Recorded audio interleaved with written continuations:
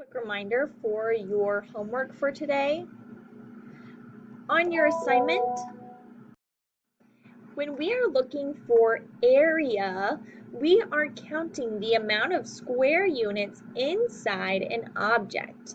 Now in a rectangle, we would count how many are in here, and that would find our square centimeters.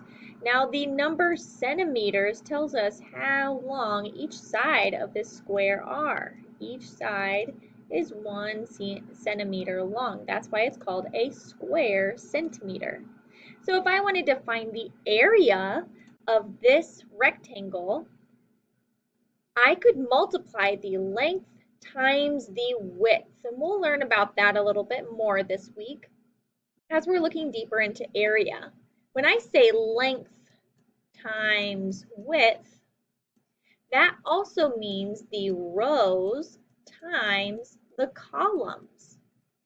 So I have 2 rows, that's my length, and I have 1, 2, 3, 4, 5 columns.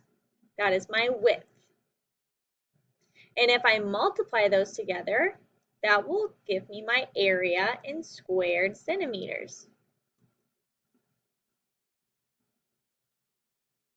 Now you can also find the area by numbering all of the blocks and counting how many there are total.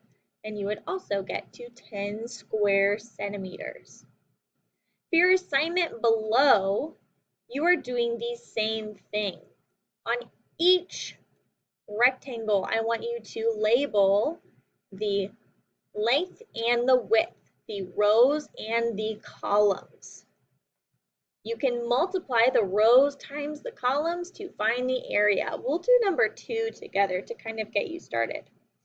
Number 2, there are 1, 2, 3, 4, 5, 6 rows. And there are 1, 2, 3, 4, 5, 6, 7, 8 columns.